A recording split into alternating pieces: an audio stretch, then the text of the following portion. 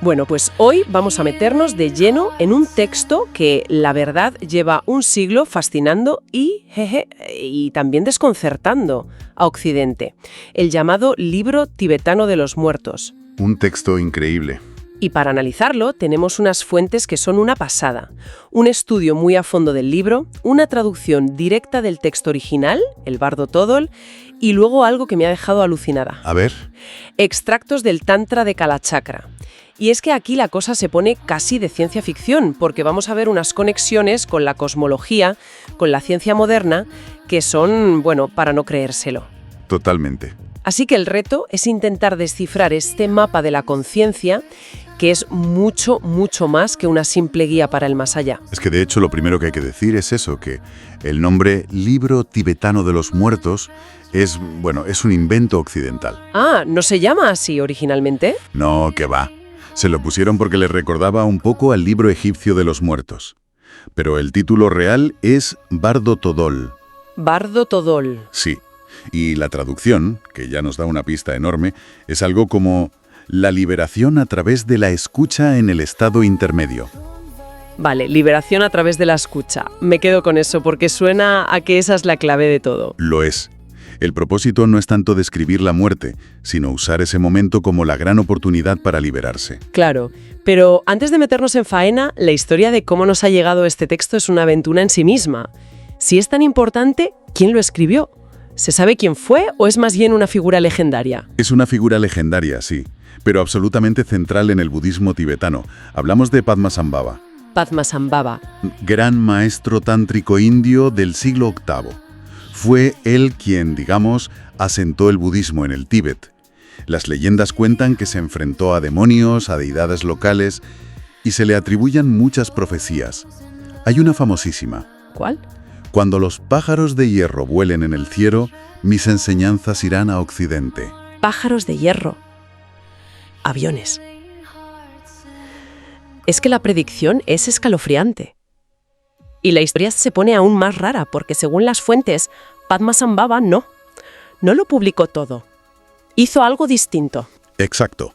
Él pensaba que algunas de sus enseñanzas eran demasiado profundas para la gente de su época, que si se revelaban antes de tiempo podían ser malinterpretadas, incluso peligrosas. Vale. Así que, según la tradición, las escribió en textos cifrados y los escondió físicamente. ¿Cómo que los escondió? Sí. Son los llamados termas, tesoros escondidos. Los ocultó en cuevas del Himalaya, en lugares así muy remotos. La idea era que fueran descubiertos siglos más tarde por maestros especiales, los tertons, justo cuando la humanidad estuviera preparada. O sea, una cápsula del tiempo espiritual. Es una idea increíble. Y el Bardo Thodol es uno de esos tesoros. Precisamente. Fue descubierto, según la mayoría de fuentes, en el siglo XIV por un tertón, Karmalimpa. Siglo XIV. Pero no sale del Tíbet hasta muchísimo después. Llega a Occidente en 1927 y el impacto es inmediato. Cae en manos, por ejemplo, del psicólogo Carl Jung y le cambia la vida. Sí, eso lo leí. Jung llegó a decir que fue su compañero constante, que le debía muchas percataciones fundamentales. ¿Qué vio en él? No lo vio como algo, no sé, supersticioso. Para nada. Influyó muchísimo en sus teorías. Jung no lo veía como un texto religioso, sino como un mapa del inconsciente colectivo. Ah, claro. Para él, todo ese viaje del alma a través de los bardos, con las deidades pacíficas, las iracundas, era una descripción perfecta del proceso de individuación, del viaje del yo a través de los arquetipos de la mente para encontrarse a sí mismo. Lo consideraba un manual de psicología de un nivel altísimo. Vale, eso le da una dimensión completamente nueva. Vayamos entonces al concepto central. ¿Qué es exactamente un bardo? Porque el libro no habla solo de la muerte, habla de 6. Bardo, en tibetano, significa literalmente entre dos. Un estado intermedio. Es una brecha, un intervalo, un momento de transición. Entre dos cosas. Eso es. Y aquí está la enseñanza clave. Esos momentos de pausa no son vacíos, son los momentos de mayor potencial. Son las grandes oportunidades para cambiar de dirección, para liberarse de los automatismos. En las fuentes encontré una analogía que me pareció genial.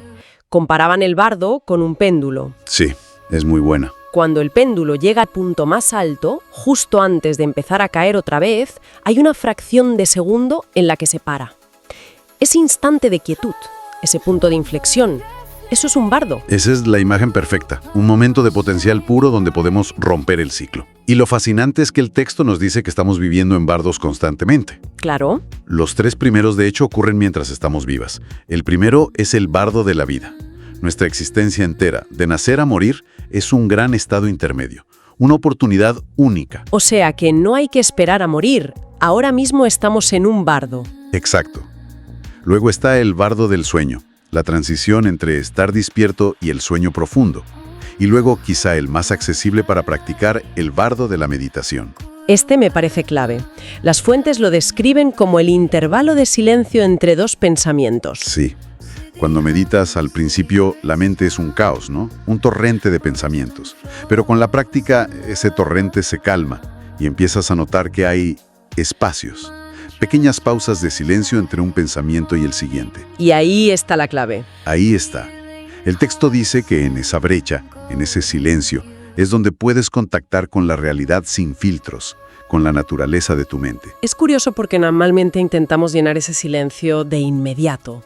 Cogemos el móvil, ponemos música, y este texto dice que no, que justo ahí, en esa pequeña pausa que nos incomoda tanto, está la clave de todo. Totalmente. Y supongo que entrenar esto en vida nos prepara para los otros 3 bardos, los que dan nombre al libro, los de la muerte. Esa es exactamente la idea. La meditación es un ensayo general. El texto describe el viaje tras la muerte en 3 fases. La primera es el Chikhai bardo, el bardo del momento de la muerte. ¿Y cómo empieza? Empieza con la disolución física. Los elementos del cuerpo se van apagando, la vista se nubla, el oído falla, la respiración cesa. Y en el instante en que la conciencia se separa del cuerpo, pasa algo extraordinario. Aparece la clara luz primordial. La describen como un relámpago, un fogonazo cegador. La experiencia directa de la realidad en su estado más puro. Pero aquí viene la gran paradoja. Para la conciencia normal, que se ha pasado la vida identificada con un cuerpo, con un ego, esta experiencia de infinitud es terrorífica. Da miedo. Un miedo abrumador. El texto dice que la mayoría retrocede, se desmaya o huye de esa luz. Es como si nuestro sistema no aguantara tanto voltaje de realidad. Espera, si es nuestra propia naturaleza, ¿por qué nos asustaría? Parece contradictorio. Porque hemos pasado toda la vida creyendo que somos la ola, y de repente nos damos cuenta de que somos el océano. Es una disolución total del yo. Por eso es tan crucial el papel del guía. Ahí entra la escucha del título. Justo. La instrucción es susurrarle al oído al moribundo.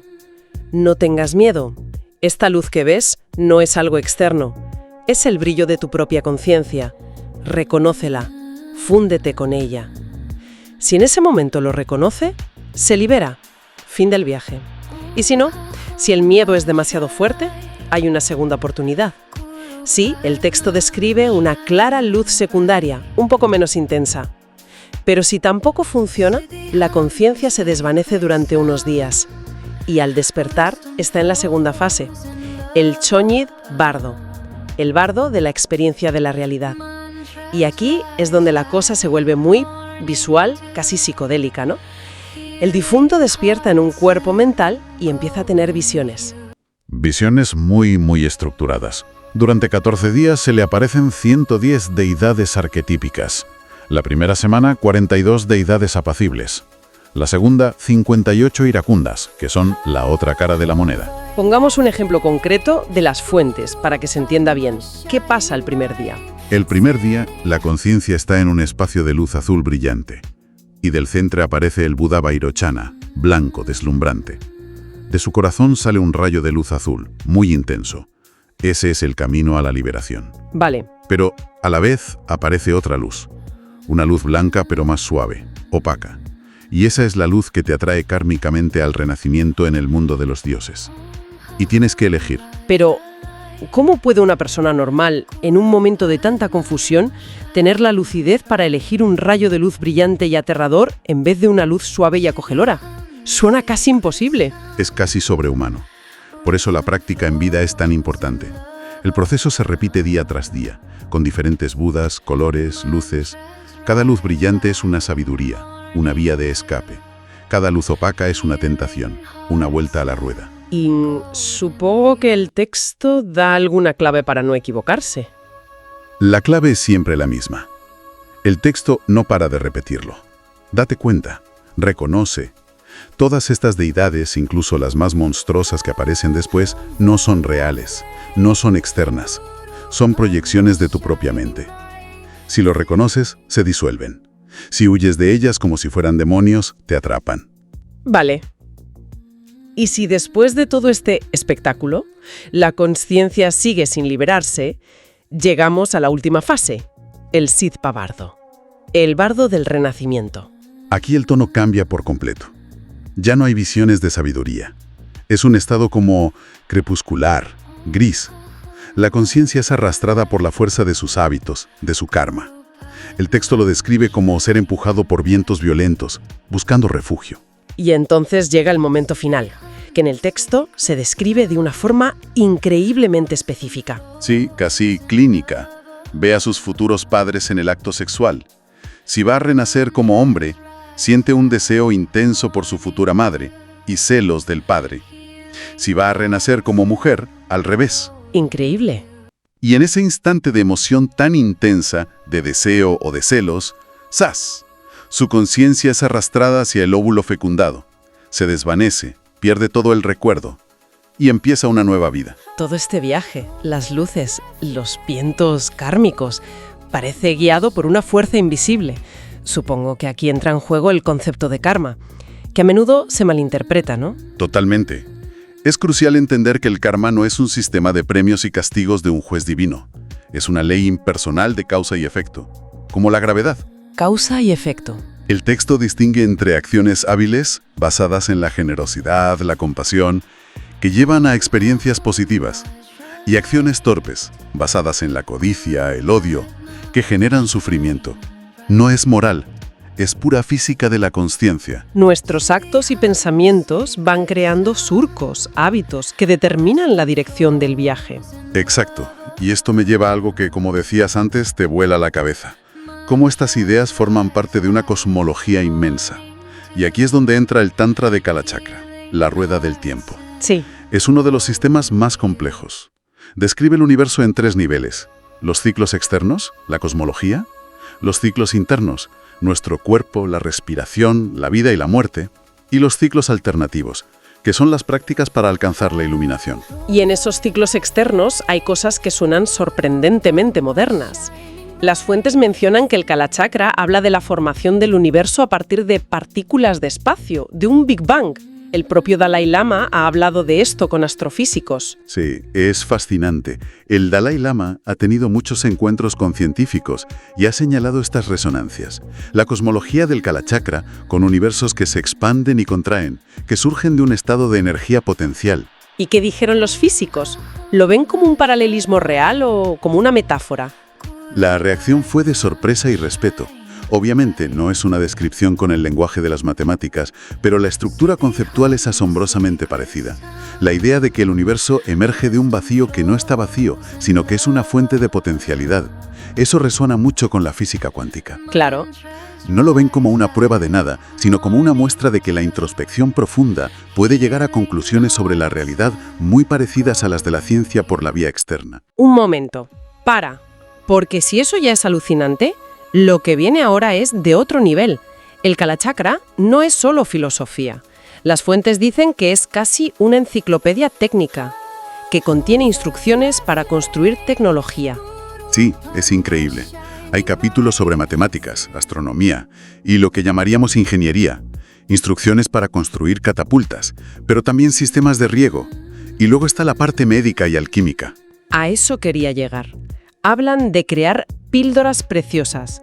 Estamos diciendo que un texto medieval describe fórmulas para tratar enfermedades como el cáncer, o incluso dolencias que ni siquiera existían entonces, como las causadas por radiación. ¿Cómo es posible? Es una de las partes más enigmáticas.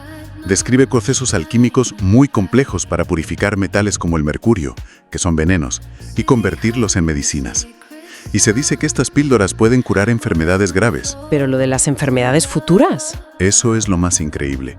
Predice la aparición de nuevas enfermedades causadas por desequilibrios del medio ambiente, por venenos en el aire y el agua, con descripciones que se parecen mucho a lo que hoy llamamos enfermedad por radiación o síndromes de inmunodeficiencia como el SIDA. Y da las fórmulas para combatirlas. Es que me explota la cabeza. Y hay una última cosa del Kalachakra, una advertencia que suena brutalmente actual. Habla de cómo evitar un desastre, una invasión. Y la clave no es militar. No, para nada. La clave es el conocimiento. El texto advierte explícitamente contra el peligro de que el conocimiento, sobre todo el tecnológico, sea controlado por una pequeña élite de expertos. ¡Wow! Pone el ejemplo de los astrólogos. Si solo ellos sabían leer las tablas planetarias, podían manipularlas para engañar a los reyes y al pueblo, para decirles cuándo ir a la guerra, por ejemplo. Es una llamada a la democratización del conocimiento, de hace 1000 años. Es una advertencia brutal sobre la desinformación y el control de la tecnología. Quien controla hoy los algoritmos, controla el debate. Es lo mismo. Exactamente. La mejor defensa contra la manipulación, según el Kalachakra, es una población informada que entiende cómo funcionan las cosas y no delega ciegamente su poder. Entonces, si unimos todas las piezas, ¿qué nos queda? Al final, el bardo Zodol y estos textos no son solo manuales sobre cómo morir bien, son manuales sobre cómo vivir de una forma más consciente. Esa es la gran conclusión. Nos enseñan que la forma en que gestionamos nuestra mente en la vida, en los sueños, en cada pensamiento, es el entrenamiento directo para el viaje más importante de todos. La clave de la muerte es en realidad la clave de la vida, la conciencia. Ser capaces de reconocer la naturaleza de nuestra propia mente. Ya sea en la forma de un pensamiento fugaz o en la forma de esa clara luz deslumbrante. Lo que me deja con un último pensamiento para darle vueltas. Si los textos dicen que la meditación es un ensayo para la muerte, una forma de familiarizarse con esos estados intermedios, la pregunta es, ¿y si cada pequeña pausa en nuestro día, el espacio entre dos respiraciones, el silencio entre dos pensamientos, ese segundo que dudamos antes de coger el móvil, fuera en realidad una mini muerte, una pequeña práctica para ese viaje final? Y sobre todo, una oportunidad, aquí y ahora, para reconocer esa clara luz en nuestra vida cotidiana.